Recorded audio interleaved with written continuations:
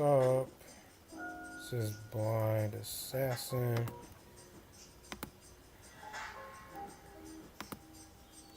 Coming with another live.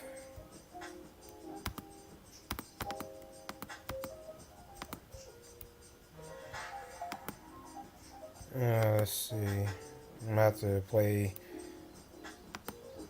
this clip.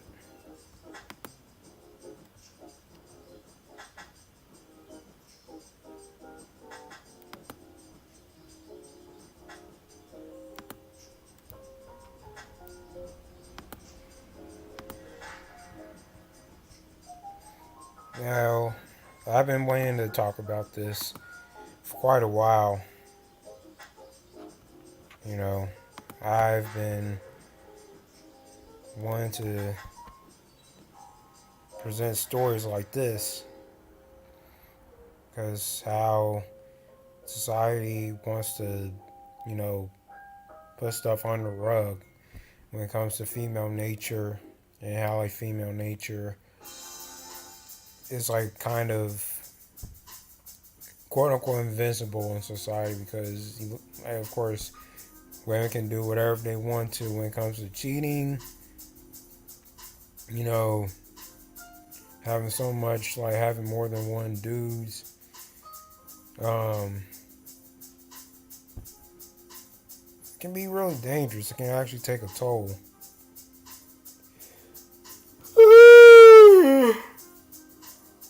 I've been waiting to do this for quite a while, for about almost a few years. But yeah, I've just been want to play stuff like this.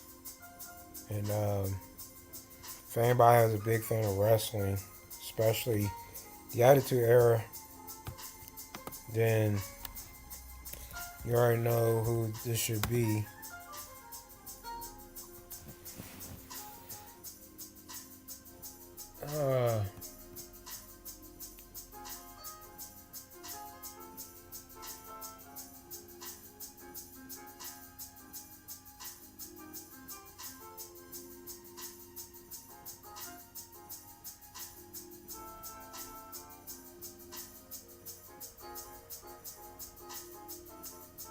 Excuse me while I do this.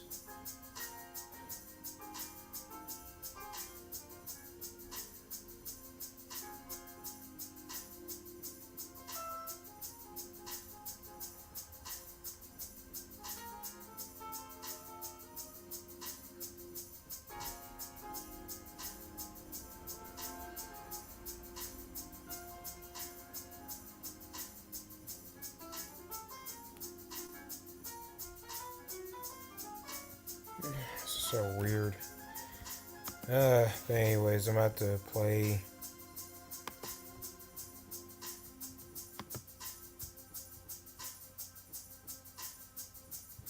Yeah, I'm about to play this. Diva of the WWE. Some things we've never seen before. One word. Play like Crazy. Because of that, I think we attract the wrong type of. I'm gonna play like 30, at least like 30 minutes of this. Probably even more due to the entertainment aspect of it, obviously.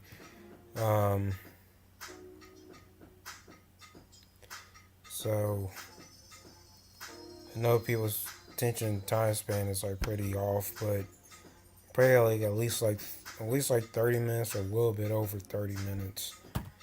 But we're gonna get to it, and this might be a fun, interesting live streaming video to watch. So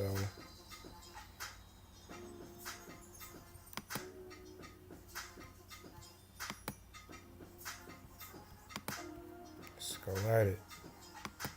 Of person. Even though lately you've had some sunny days, my friend. I think it was a little too much, too soon. 39-year-old Tamara Sitch was arrested again.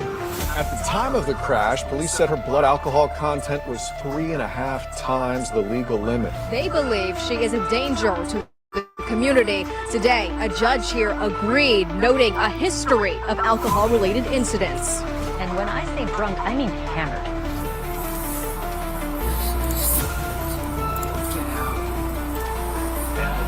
And the world knows that I have gone a certain way. I took her down to the ground and restrained her with my knee on her throat. I don't really have problems controlling anyone.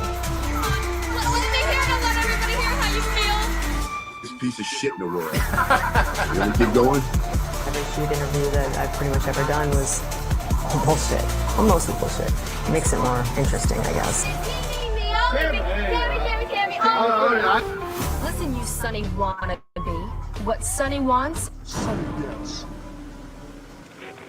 Hello there. Good to see you. We're going back to the world of wrestling today, and this one's going to be quite the doozy. This is Tamara Lynn Sitch, or Sunny as most people would know her, the WWE's original diva. She was a valet during the period in which I grew up watching wrestling, and oh boy did I watch Sunny. I mean, could you blame me? You could see why she was the most downloaded woman on AOL for 2 years. She was sassy and full of life, illuminating the television screen. But those sunny days wouldn't remain, and she would fall hard. And I can only see her with contempt nowadays. After hours of interviews and plowing through articles, and even going through her insufferable autobiography, it only reinforces that anger and disappointment.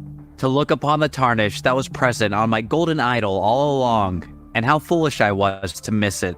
Well, it's in full view now, and it's got a hell of a patina. We'll be taking a look at Tammy's life and her causation for someone else's death, hitting all the sex, drugs, and lies along the way. And like I said, I'll be using her autobiography while also fact-checking with other wrestlers' interviews. We'll also have the occasional article and show footage. As you'll find out, she can be a bit of an unreliable narrator. She wrote the book in 114 days on a legal pad in a Connecticut jail, and it definitely shows.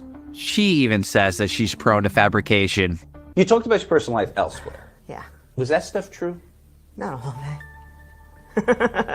One of the things Once a worker, always a worker? Absolutely. One of the things I always prided myself on was every shoot interview that I've pretty much ever done was all bullshit. Well, mostly bullshit. Makes it more interesting, I guess. That means a lot of this is alleged, as most of it is word of mouth. So welcome to our journey navigating through the sea of shit. And strap in, because it's gonna get messy. If you're looking for a light fluff piece, this isn't going to be light, and this isn't going to be nice. But anyway, let's start our story, and I'll be seeing you soon.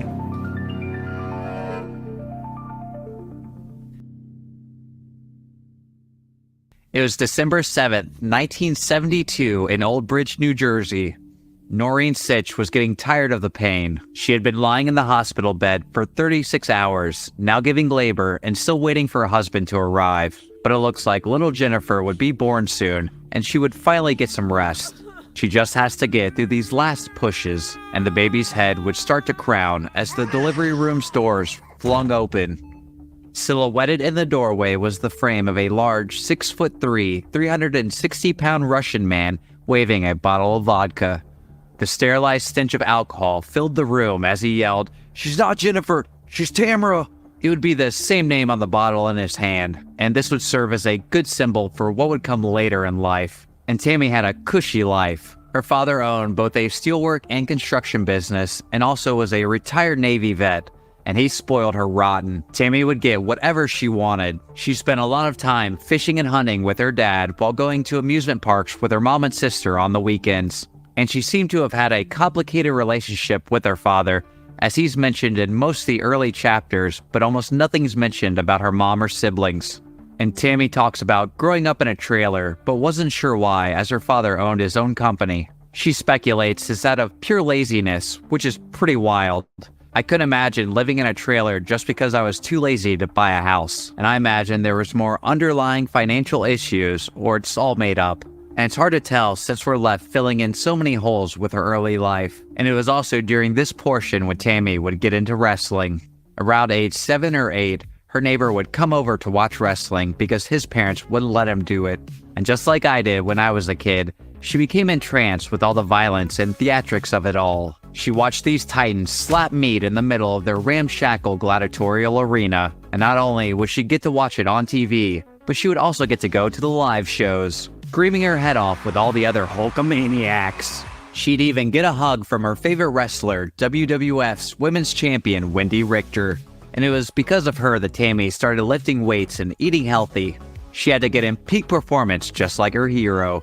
And like most of us who love wrestling, she'd walk down the hallway to all the fictitious fans after her music feud.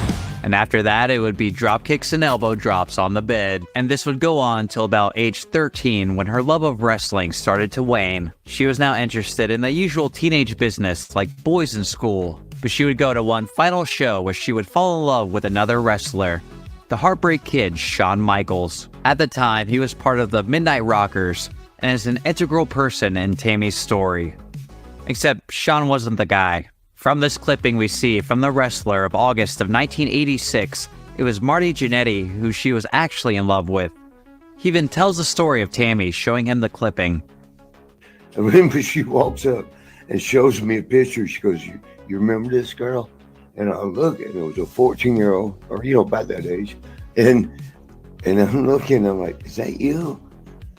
And she goes, yep, you were my first crush. And this is a good showing of the veracity of truth that we're dealing with here. But first, we have to hit her high school experience. And did she have quite the experience?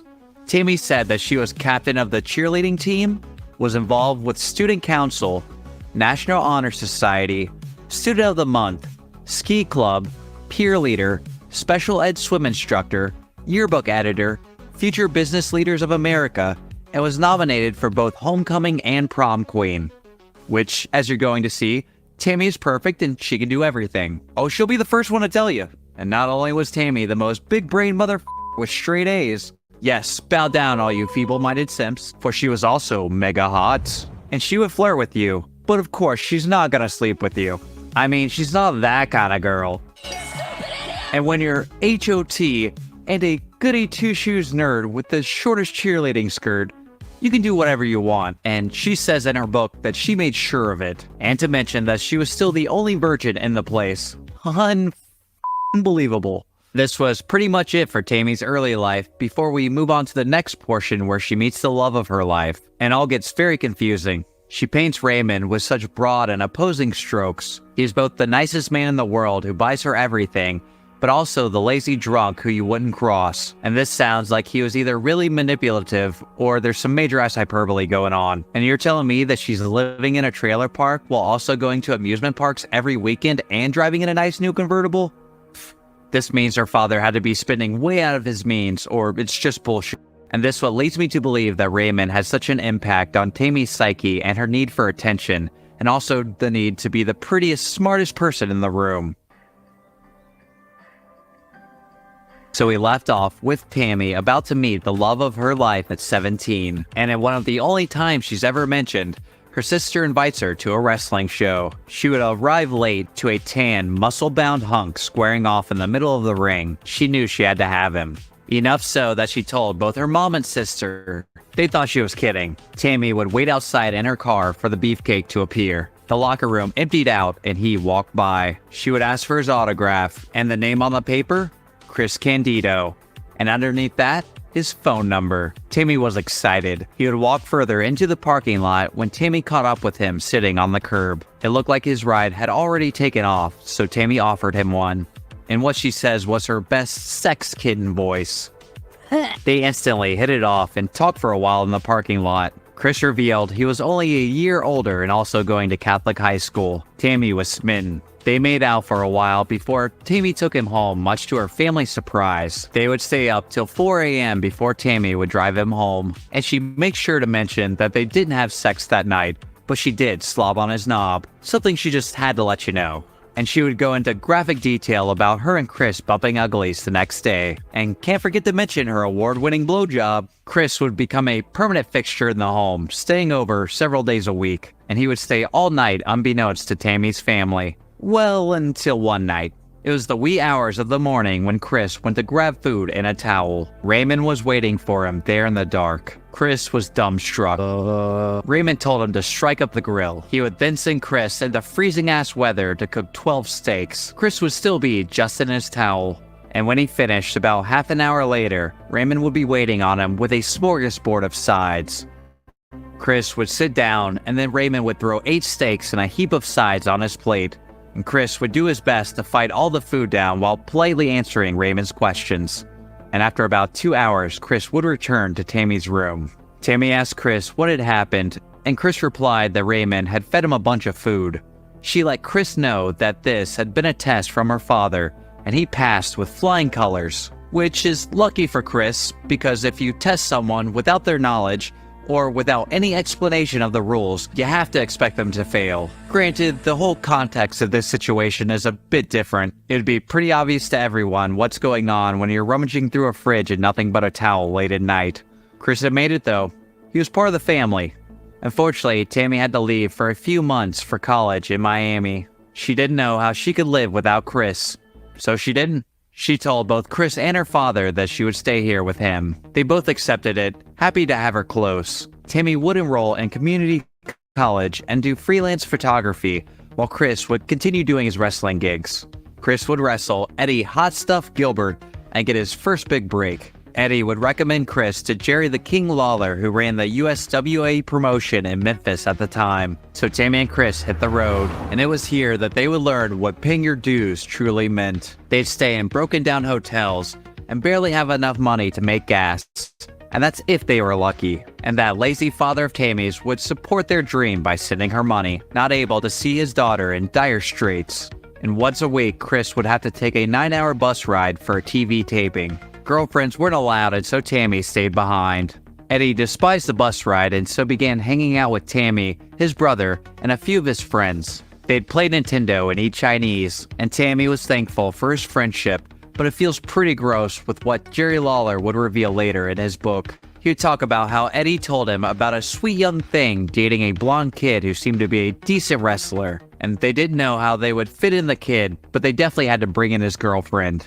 I mean, how else were they gonna sleep with her? And so, 2 men that were almost double the age of this 18-year-old girl concocted a plan of how they would get her in bed. And it didn't matter who, or both for that matter. Tammy realized that she was the sweet young thing when she read the book. All the details seem to confirm that. And that's just a whole new level of sleazy, especially for Jerry. Giving a young and up-and-coming kid a job so you can go and bang his teenage girlfriend while he's working his ass off for you. What the actual fuck? Tammy would also get caught in some lies on this one. She stated that Eddie would rent out the hotel room because she was only 17 and Chris wasn't there. The tapings had begun in spring of '91 though, past her birthday. This means that she would have been 18 at the time and absolutely able to get a hotel room. So I guess the real question is, did Eddie get it under his name so that it was more on the up and up while they were doing the dirty deeds? Or did Tammy just lie about it to make it more salacious? And I've seen opposing statements on whether something happened between the two. Honestly, it could go either way. And soon they would leave these two living Leisure Suit Larrys, and Chris would go work for Jim Cornette. He was the owner of Smoky Mountain Wrestling based out of Tennessee. And it was during Chris's tenure here when Tammy would be asked to become a part of the show. Jim needed a valet. Specifically, he needed someone to play a stuck-up college kid for 6 months. Seeing how Tammy was already going to college herself, it didn't seem too far off. Tammy wasn't so sure. She was doing pre-med to become a plastic surgeon and was helping Chris achieve his dream, not hers. I mean, she had watched wrestling her entire life. She never thought about being in the show. She wasn't sure that she could do it. But as you'll see, Tammy isn't one to turn down an opportunity for lots of attention. So she said yes and began managing primetime Brian Lee, a wrestler who looked like Thor if he took up surfing. And as Jim Cornette would say, she took to it naturally. She was a constant ball of charisma, and all her attention-seeking behavior worked wonders in the ring. And I have to give her props on that. She had talent as a valet. You couldn't look away, and you hung on every word. She'd be fun and flirty, and then turn on you with sudden vitriol. It was good shit. It seems the fame hadn't gone quite to Tammy's head yet. She was still a pain in the ass, but not quite the hemorrhoid that she would become. This is when life became pretty steady. Tammy and Chris would make money through SMW, and Tammy would continue attending college and studying in her time off. They would save money, and things would start to look up when Tammy got the last phone call she ever wanted to receive. Her brother would be at the other end of the phone with the words, "Daddy died." With Raymond being a big influence in her life, Tammy went into hysterics. And it's hard to lose a parent at any age, much less 20. Raymond had been battling congestive heart failure, and it finally overtook him. The fat-laden steaks and greasy foods gripped his heart until its beat faded. And despite this, Tammy believed that God wouldn't take him away from her, and so she snuck into the morgue to see him. She would be caught by the attendants, who assured her that in the next room there is a dead body with a toe tag that says Raymond Sitch. She'd take 20 Valium over the next couple of days and try to sleep it off, something I wish I could say was the last time. She attended Raymond's funeral and returned to Knoxville with a large hole opened inside of her that seemed to never have closed. Between balancing work and now Raymond's fresh death, Tammy's grades were starting to fail, and on the opposite end, her work life was thriving. She was voted the second best manager in the Wrestling Observer newsletter year-end awards in 1993. The following year had her receive a call that would be just as life-changing. On the other line was Bruce Pritchard from the World Wrestling Federation. Well, that is until they got their ass handed to them by a panda, so I'll just call them the WWE now. Tammy told Bruce that she would go get Chris, but he assured her that it was Tammy that he needed to speak to. He wanted Tammy to fly out for an audition. She was taken aback, but readily agreed, and Chris, without a tinge of envy, supported his girlfriend as she lived out his dream. Tammy would fly out on her 21st birthday to do the audition. She unfortunately blew it. She said that she had never read from a teleprompter before, and when she was trying to read it, the words just buzzed by. She would stumble and try her best, but in the end, the words just started to blur together and she failed miserably. She would fly back home in tears. These fears would be misplaced. She would get a call from Bruce a week later asking her if she wanted to start on Monday. Tammy instantly said yes. There was one issue though. She had a broken arm from a bump she took in an SMW match. Bruce told her to grab some business suits and they'd work around the arm. Tammy would start her job, but she wouldn't be a valet. She'd be reading the teleprompter for the live event news. Her new working name would be Tamara Murphy, and I'd like to wish everyone out there a very Merry Christmas, especially my mom. This was because the owner, Vincent Kennedy McMahon, wanted her to have an Irish surname. Go figure. Vince paid special attention to Tammy, more so than he did any other wrestlers or managers. He'd be on set, watching and directing Tammy's every move, paying close attention and making sure every detail was adhered to. No one else got this kind of treatment, and it seems like Vince has seen quite the rising star in Tammy. And it also feels kinda gross with some of the stuff that was allegedly going on behind the scenes. She mentions Vince never intimidating her, Not why you came out, though, is it? Of course not. Sit next to you and wish you a Merry Christmas. but also talks about sitting in her boss's lap, kissing him on the cheek, and dancing around with him. Which, if I did that, I imagine people would ask some questions. Maybe a little one of those, "Hey, what's going on, buddy?" The toll of working at SMW and WWE eventually got the best of Tammy, and she dropped out of school, money speaking larger volumes at the moment. Her time in SMW would not be long, and she would leave soon to fully join WWE as they were about to consume SMW like they did with so many other promotions. But there'd be one last crazy storyline that she would be a part of. Tammy would manage John Reckner, best known for his time in ECW as the hardcore chair-swinging freak, Balls Mahoney. And yes, the best name ever. He would be a character known as Boo Bradley. And if you think that sounds suspiciously close to a Kill a Mockingbird character, you'd be right.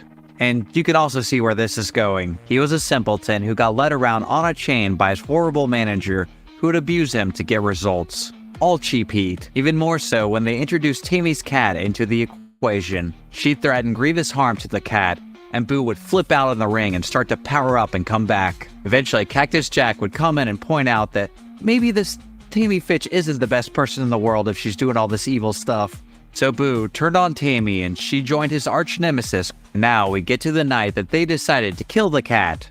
Well, not really. The cat would get put into a canvas bag and then get carried off with Tammy. Boo would chase her to the back to get the cat back. Tammy would run out with the bag, still pretending the cat was inside. Tammy would roll the bag into the ring, and then Chris would climb up to the top, jump off with a leg drop, and slam into the bag. The audience would erupt in hate, while Boo would fall to his knees, crying uncontrollably. And then, less than 10 years later, Big Boss Man would feed Al Snow his own dog. I'm not expanding on that one. It is not one of the signs of the apocalypse when he starts quoting lines from Judy Garland. Now, when he starts singing like Ethel Merman, then you got to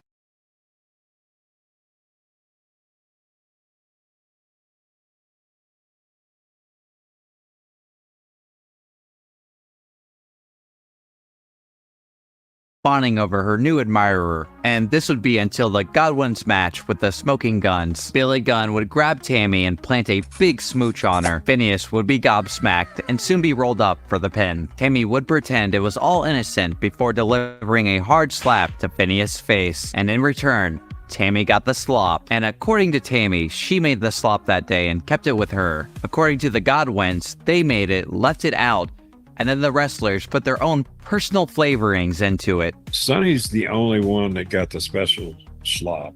Went to catering, and I made my slop, and I usually filled it about half the way up. Took it in the locker room, and all the boys were there, and I said, now this is the slop Sonny's getting. Nobody mess with it, and I set it down. About an hour or two later, come back, my damn slop bucket's filled up about, I don't know, a couple inches from the top. I mean, this is what the Godwins usually put in the bucket. Just stale rolls and lettuce and whatever they had left over from catering. And this putrid porridge-like mess is what Sonny had dumped on her. And why Sonny would make something more disgusting just to dump on her head, I don't know. Which is why I don't think it happened. Many of the wrestlers said the Godwins did this because they didn't really like Sonny. No one in the back really did, which I understand not liking someone, but dumping a load of whiz on someone is just vile. While we're on the subject of fluid splashing on faces, this is where Shawn Michaels enters the picture.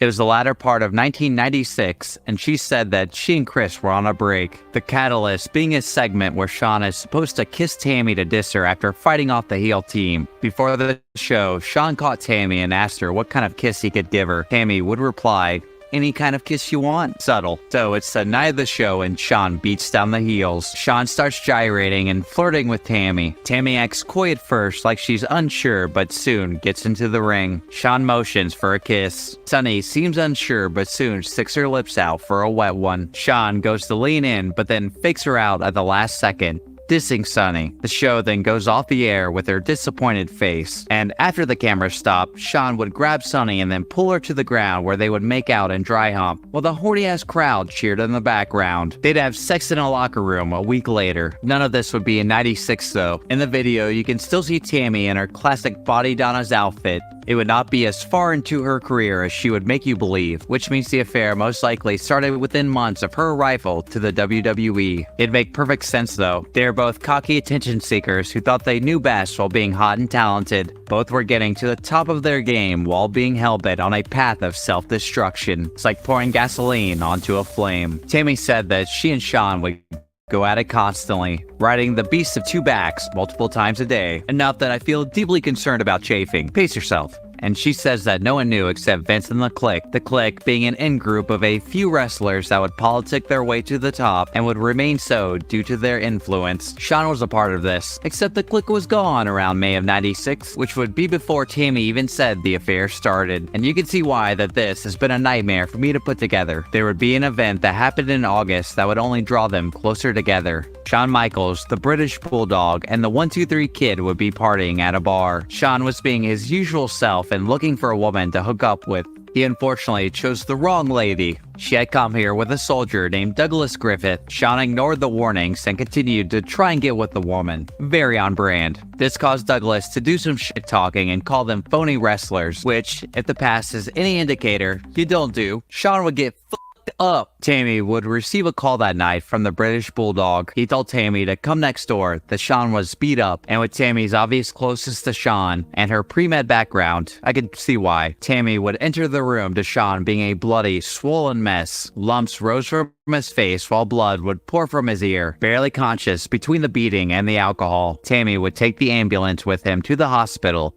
and stay through the night as Shawn slept it off after the MRI. Things soon took an upswing for both Shawn's career and their relationship. The narrative of the bar fight on TV being spun to make it look like that Shawn was the babyface badass. A threat of lawsuit from Douglas quickly shut that mess down, but the propaganda ended up working, and Shawn would make his sympathetic babyface run, gaining even more acclaim. Before that though, he and Tammy would talk every day on the phone, growing even closer. While Shawn had time off for for his injury and bad behavior, he and Tammy would take a vacation to Jamaica. Tammy told everyone, including Chris and her family, that she was taking a private spa vacation all by her lonesome for a little me time. And this is where Tammy talks about all the sex she and Sean had. It was a lot, like a lot. And you know what? Since this shit has to sit rent-free in my brain, I got a little factoid for you too. This one's about Sean. Apparently, his favorite thing to do was to hit it from behind, while Tammy would apply red lipstick in the mirror, just coats of it. And we all know Sean's first love was Blozo the Clown. It would be this vacation that would be the true beginning of Tammy's downfall. She had her first taste of alcohol, one that would eventually turn into a craving. It was Dewar's and soda,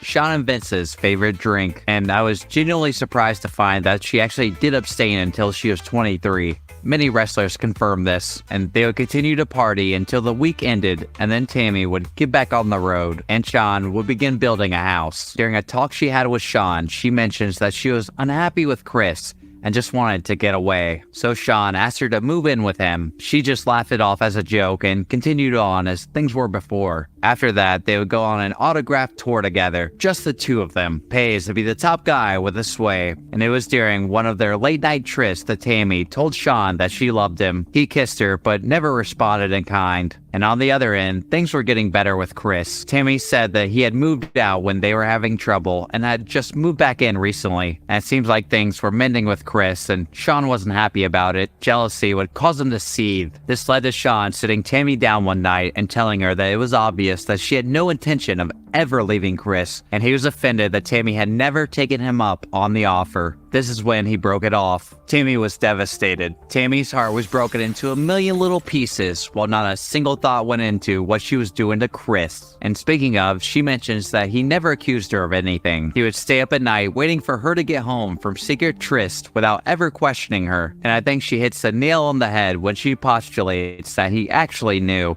He just didn't want to say anything out of fear of them breaking up. He loved her and chose to overlook her wrongdoings. She paints it as two star-crossed lovers fated to be together. I see it as two codependent people in a toxic-ass relationship. Sounds like she was quite aware that she could get away with murder and continued to do so, as something I'm guessing she learned in dealing with her father. And as far as Sean's voice on the whole affair, he denies it, says it never happened, which is interesting when you have exhibits like this. The Heartbreak Kid, Shawn Michaels. And Sean, you know, I kind of have to mention that if you beat the Bulldog, you're going to be the first American to hold the European title. Well, it's pretty impressive. It's not quite as impressive as what I'm holding right now. Came over here for one reason, and one reason, well, now that I see you, two reasons. But first and foremost, you know, I'm feeling awfully randy. You know that? Can you feel it? You Oh, wanna yeah, feel me? I can feel it. All right.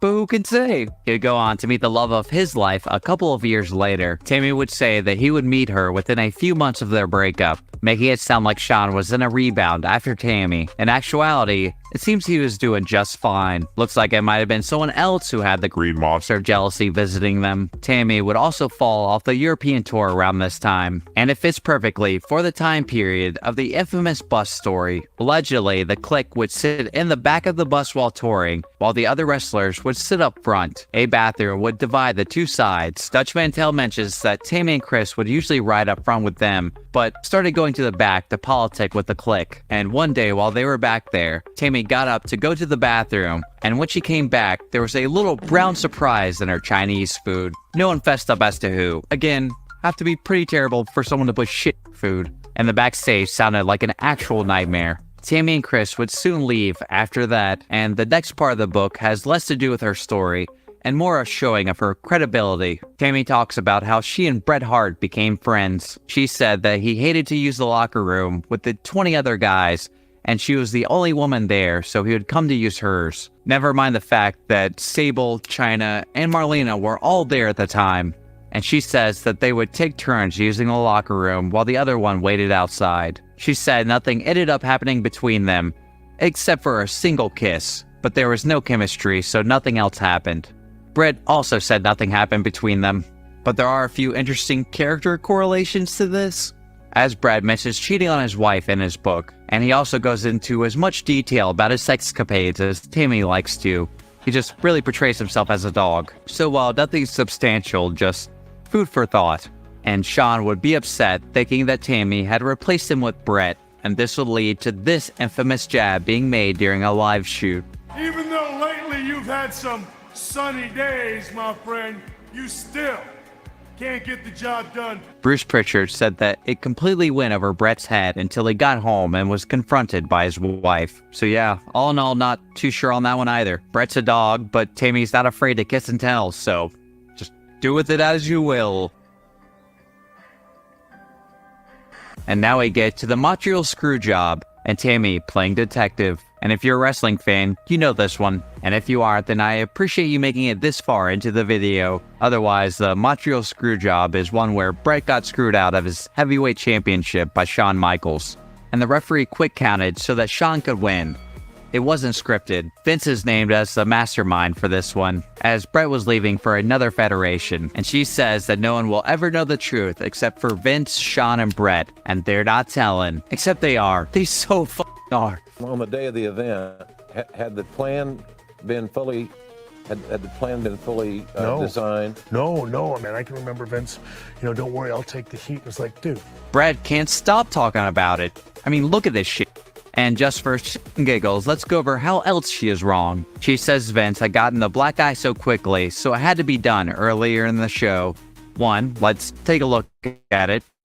Oh, that's a real tough shiner. And she said that instead of having a wrestler punch him in the eye, he had his son do it. This guy. He also did it during the match because he and Vince were in the locker room almost the entire length. You can see Vince fully in the locker room here. And Tammy muses that Vince's left eye was bruised, so he must have been hit with the right. This means that Brett could have done it. He always signs his autograph with his left hand, the known southpaw in the ring. And the funny part is that she pretty much hits it on the head otherwise. She talks about how Brett was planning to leave for WCW, another wrestling federation. He and Shawn had bad blood, so he refused to lose the title to Shawn. And Vince couldn't have Brett going to another federation, doing promos, talking about how no one in the WWE could ever challenge him.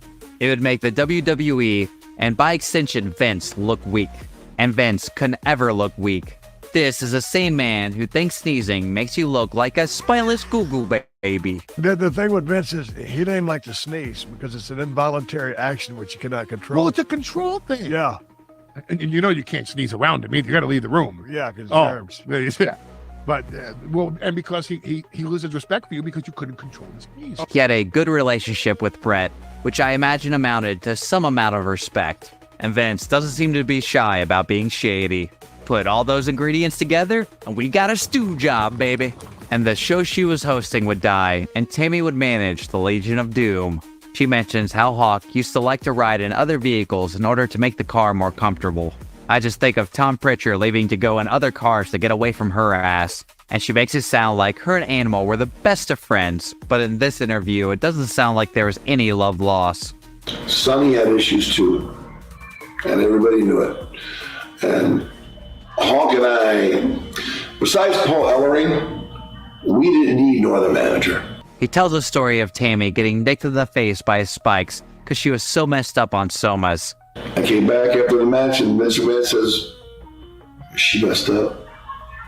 And I nodded yes. I'm not gonna lie, man, you can see it on tape. This seems like a good place as any to talk about the drugs. Prescription pills would run rampant backstage, usually given to wrestlers to ease the pain for the damage they do to their bodies, but was often abused with alcohol into excess. Tammy would be among those, her favorite being the somas I mentioned, a type of muscle relaxer. But she wasn't afraid to dabble into others, Vicodin, Percocet, Valium, and Xanax. But these weren't recreational drugs. I mean, she needed all the painkillers from all the wrestling she was doing. From the side of the ring. She also speaks about trafficking drugs across the border with another Clique member, Louis Spicoli, walking from Tijuana, Mexico to Texas, carrying blankets and wearing overalls full of pills. It sounds like a comedy sketch, but it was Louis who was pointed out by other wrestlers who was the one who usually grabbed the drugs for the others. And Tammy talks about a night that 123 Kid got so messed up he pissed all over the car, and this included himself and the driver, Shawn Michaels.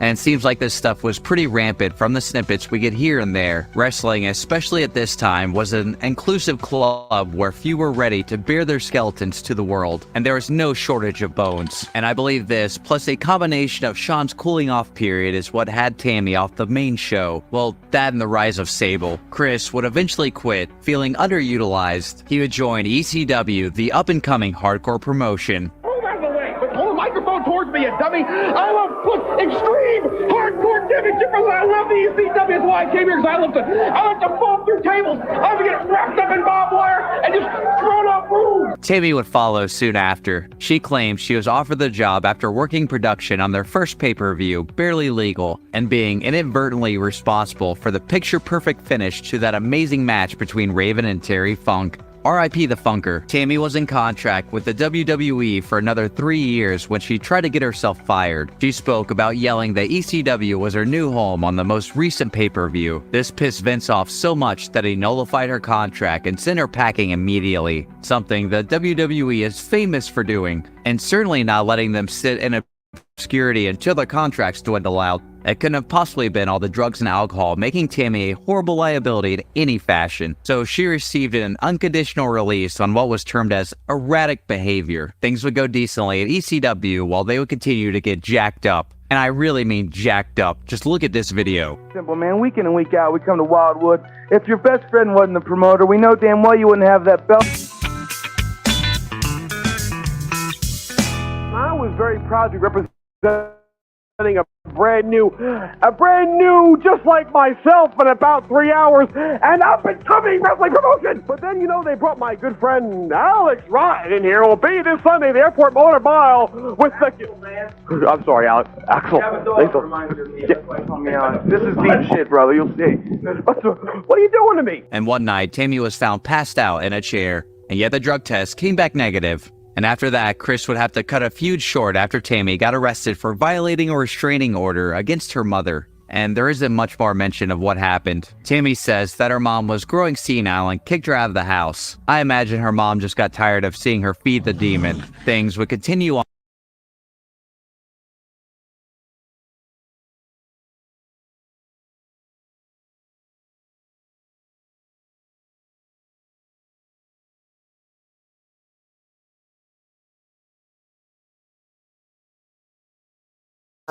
She did like get passed around. Like she got worst of all, she got arrested, and she got arrested for killing a what was that? I think she killed like a elderly person while she didn't have like no driver's license at all. So that really a huge indicator why she actually did it. Man, this is like crazy. Like, I mean, she just got, she went onto the streets.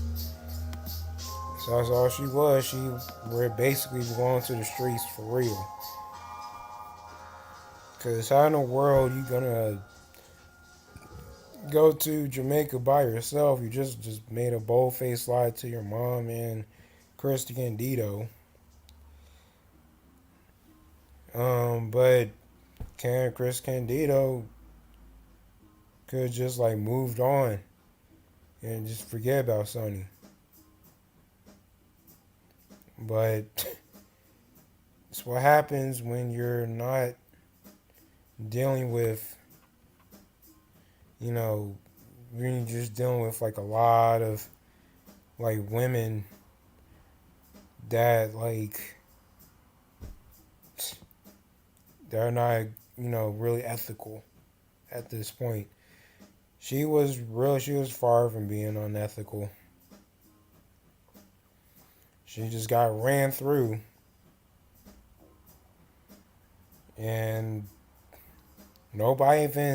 surprisingly, nobody even take heed, or nobody tell Chris Candido like, hey, like Sonny has been like basically just sleeping around and stuff. Like, she just, man, that's some stuff.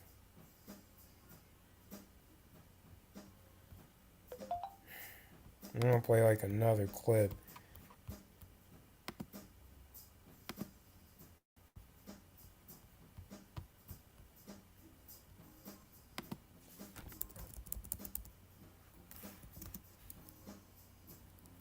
Let's see, Sonny.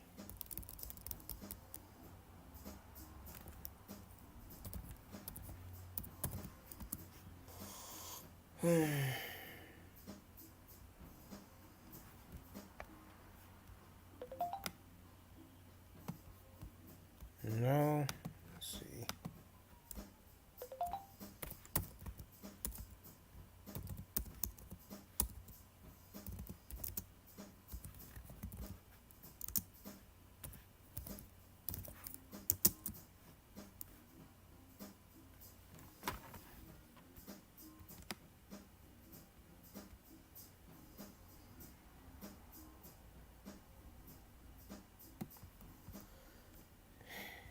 Man, this is like a month prior.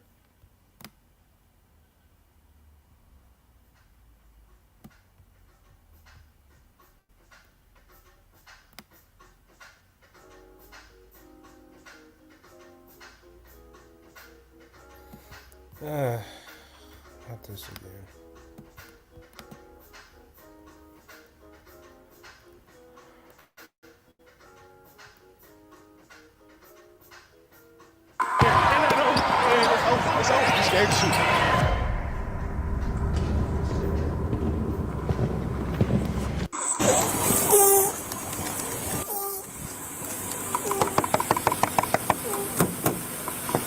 Tammy, turn the car off.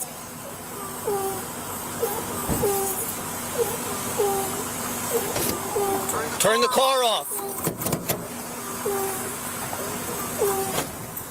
Step out of the car.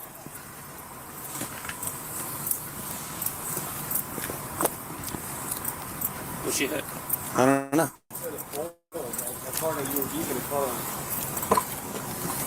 What's going on, Tammy?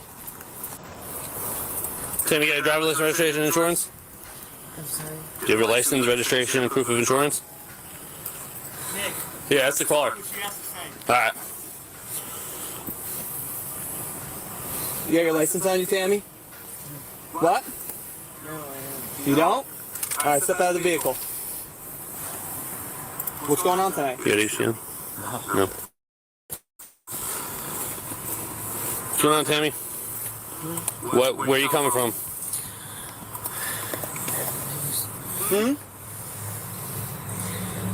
Where are you coming from? From my house. And where you headed? I just wanted to get out. Bad idea. I'm sorry, it was a bad idea. Yeah, it was. How much have you had to drink tonight? Tonight? No. Have you had anything to drink tonight? No, I've been sobering up. I'm sorry? I don't think so, I've been sobering up. I don't think so. Okay. What do you... So you don't think you had anything to drink tonight, you said? I've been sobering up. I haven't had anything. What time was your last drink? Last night, I'm trying to think of last night. Maybe around 12. She hit the walking the river side on Laurel and Beach right there. Okay. Alright. Do me a favor, step out for me. Come back here. Wait, you want to run it through? Or do you want me to? Your call. My call? Well, if you wanted to practice it, then. Come here. Come back here. Come to the back of the car, okay? Sorry, what? Just come back here. Do you have anything wrong with you physically? Yo, shut the front of your lights. Yeah, we're going to shut them off, okay? What? We're going to shut them off. Do you have anything physically wrong with you? Any broken bones? Any hip problems? Yeah, I've got, I fell and... Anything wrong with your legs? With my legs? Yeah. Yes. What's wrong with your legs? What's wrong with your legs? Was that a scrape? Okay. Any broken bones though or anything? Anything that will affect your balance? That is bad. Yeah, that's bad. All right. Anything that would affect your balance? My balance? Yes, your balance. Yeah, this is. That will affect your balance? Okay. All right, Tammy, we're going to run you through some field sobriety tests here, okay? So I need you to just come off your car for me, all right? You're going to follow the tip of my pen and the tip of my pen only, away from your car. You're going to follow with your eyes. Stand with your arms straight. Put your legs straight. Your arms at your side. All right, you're going to follow the tip of my pen and the tip of my pen only, with only your eyes. Only your eyes. Eyes only, okay?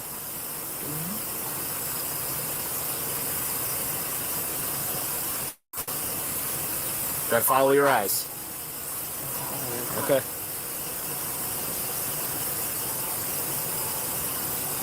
Okay.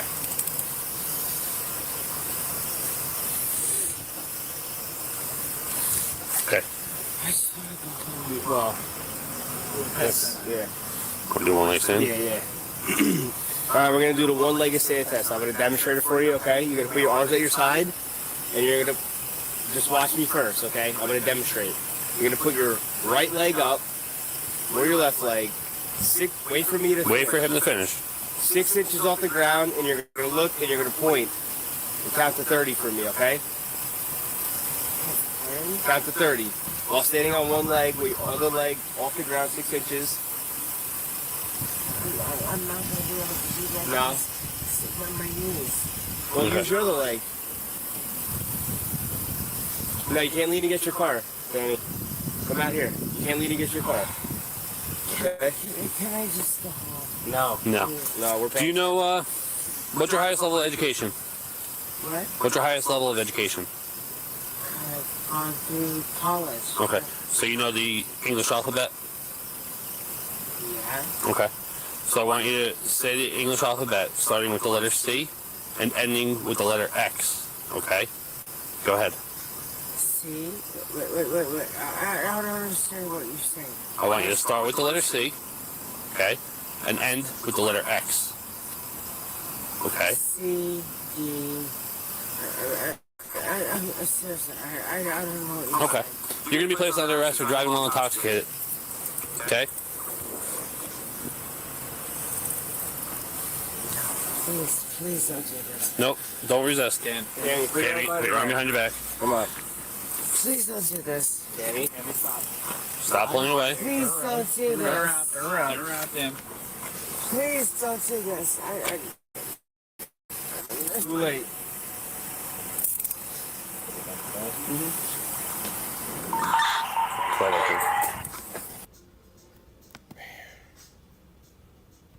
Yo, what's up, Beta?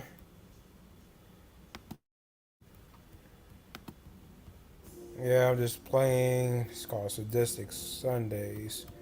I'm gonna mute this.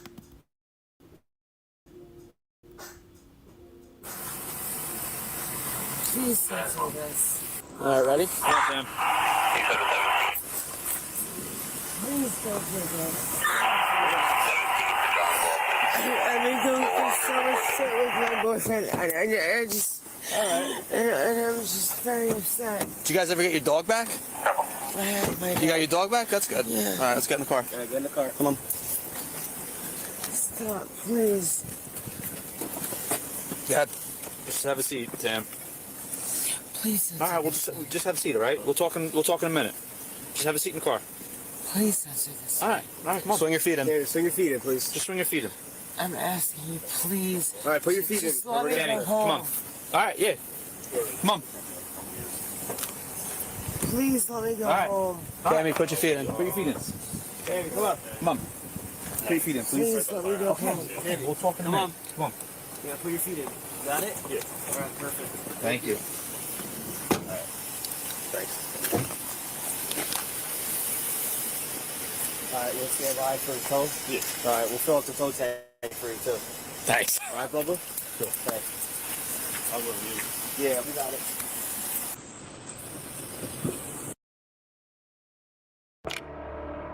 This is the vampire Louis Dulac. All you cowards out there talking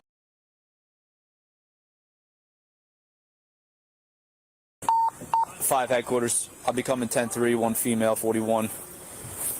Start mileages. Stand by for mileage.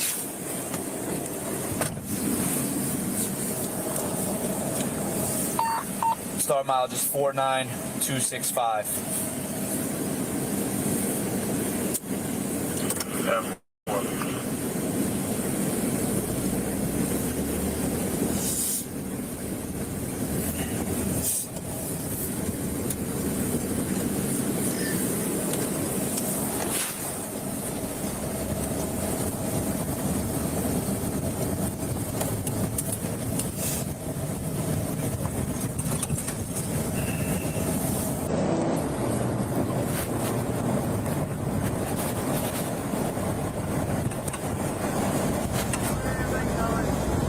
We're going to headquarters right now, Tim. Headquarters. Police station. Yeah. In a minute.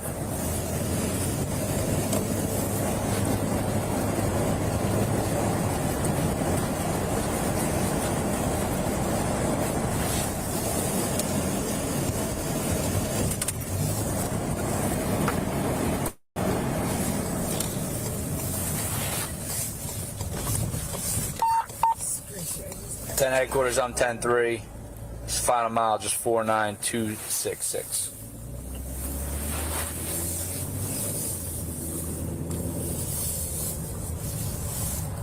Airport. 2112, Dawn's is going to be responding momentarily.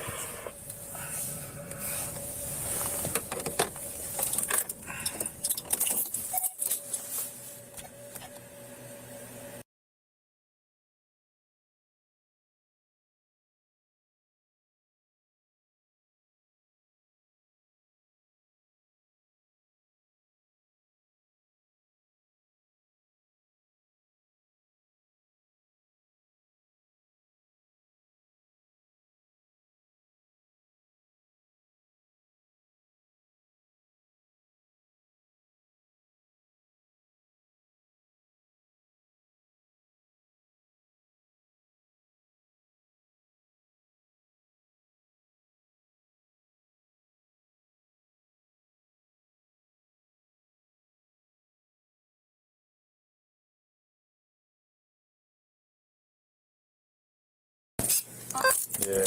I've been sober for a long time, and he just... Tammy, what's your height? 5'6"? 158. What about 158? What, weed? Yeah. Yeah, 150. 150. No, 158. What color are your eyes? Right. Brown. Do you have anybody you can call to come pick you up? What do you mean pick me up? So we can't release you because you're driving while intoxicated. So you either have to sit in a cell for 12 hours or you have to have somebody come and sign John's law saying that they're going to be with you for 12 hours. I live by myself, so I just want to go home. Okay, well, unfortunately, unless you have somebody come pick you up, you have to stay here 12 hours from the time you were arrested. So 10:50 this morning, you'll be released. Unless you have somebody you can call it, come pick you up. Do you know anybody that can come pick you up real quick? Yeah, but my phone's in the car. Oh, We got shit. it. We got it. We have your phone. You got it? You have my We got it. phone? Yep, we got it. I can call Suzanne. Suzanne? Who's Suzanne? What's that? Who's Suzanne? Suzanne is my sober friend. Okay. What, We go to meetings together. What state were you born in? New Jersey or Florida? No, I'm in Jersey. Jersey, alright. She's a Jersey girl. We're going to have EMS come and check you out. We're going to have EMS, first aid, come and take a look at you and check you out, get your vitals. Just make sure you're okay. 3-0 is very high.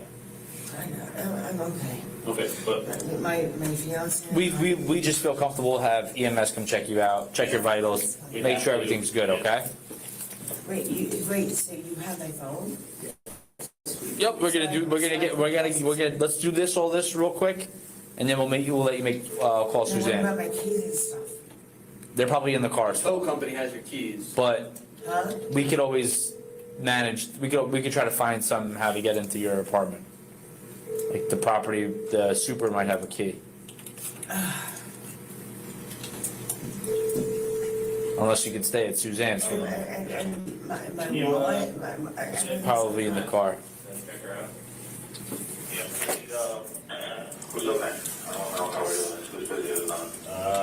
Mike and Chris are available. What do you got? if you have my phone, I can call Suzanne, she'll come get me. Come down.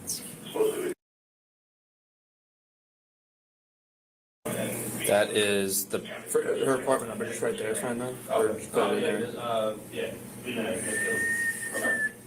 I don't know. Good question. She's the one I go to meetings with. Okay. Take a seat. She's. It's fine. Yeah. All right. They might not let you do it with a comma, but or Backwards. yeah, it's gotta be 24 to 22.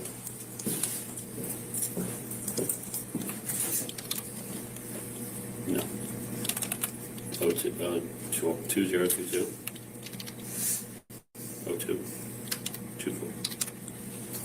Tab. Is there a way we can get my keys so I can get into my house? Probably not. Not right now. Yeah, I'll call Suzanne, she'll come get me, but Okay. I'm saying, I wanna just get into my house. My dog's there, Who's your employer? my employer? Yeah. I'm self-employed. Self-employed? Occupation? I've been in the wrestling business for 31 years. Okay. So wrestling? Yeah.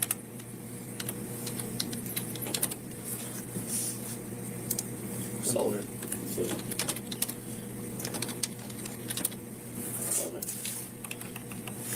EMPL. No.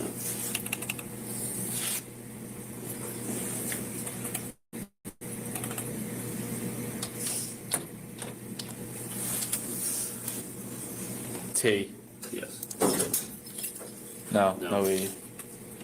There you go.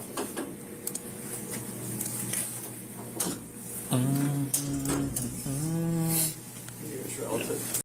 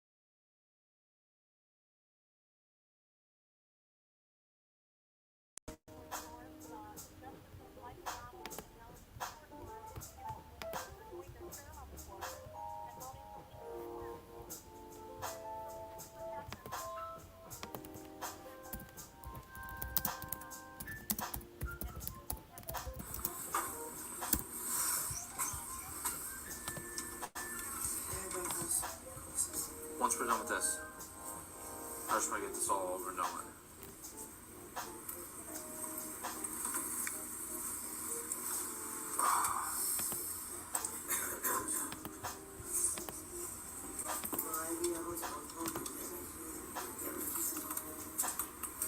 We're gonna work on it. They're probably in the car right now, so you probably can't get your keys right now. We'll try to get in your apartment though. There'll be another way.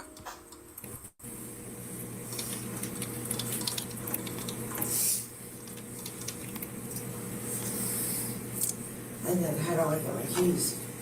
You'll have to go in the morning to get when the yard opens. Like during business hours. Just ask to go get your keys. What do you ask to go get? Because it's at the yard. It's at a yard. It's at the towing yard. You say that, your back against that wall right there. Sorry, what? Just look at that kind of.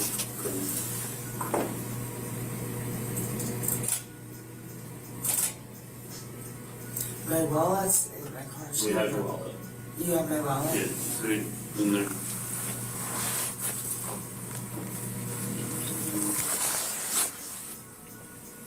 Look out one more time. Look forward, straight ahead.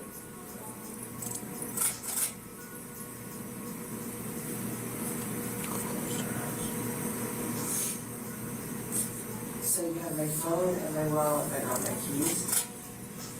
Yeah, the keys stay with the car. So you're gonna turn your head only to the right. My house keys in the car? Yeah. Head only to the right. The other right. Okay, you can relax. How are my house keys still in the car? Because they were on a keychain, correct? With the keys, with the. But now I can't get into my house. We'll get you in there. You just said we'll work.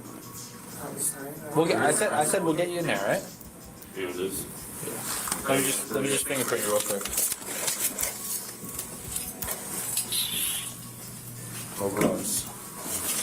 Let's do this up here. Yeah. Come on.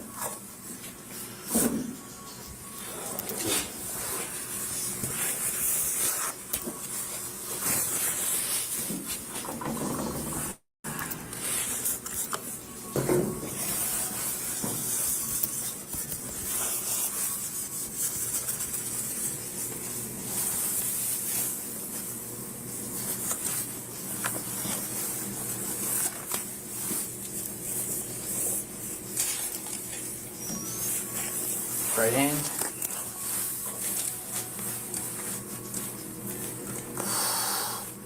You got nothing. Do this one too. Thumb. And do the in your left hand.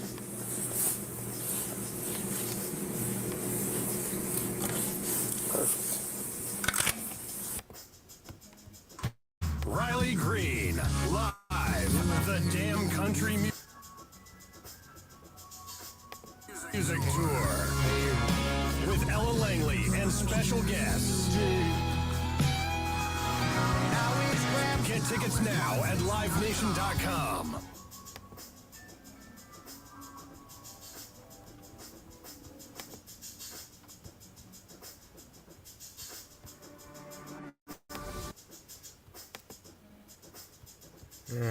Well, that's the end of the video. Hold on. That's the end of the video. So, just like and subscribe to this video. This is Blind Assassin. You know what I mean? Women were always gonna make poor choices, typically. Every single day, every second and every minute. So guys, just stay single, embrace, the best version of yourself, embrace your personal freedom, love, take a stand where you believe where you just do what you love and just believe in yourself. Because nobody's not going to believe in you, or nobody's definitely not going to help you in your career or your legacy. You the only one who can take care of that legacy of yours. just, be your own person. Just stay single. Don't be a simp. Don't impregnate these crazy women out here. Just stay virile. Just stay firm, physically, mentally, and spiritually. This is Blind Assassin MGTOW, and I'm out. Peace.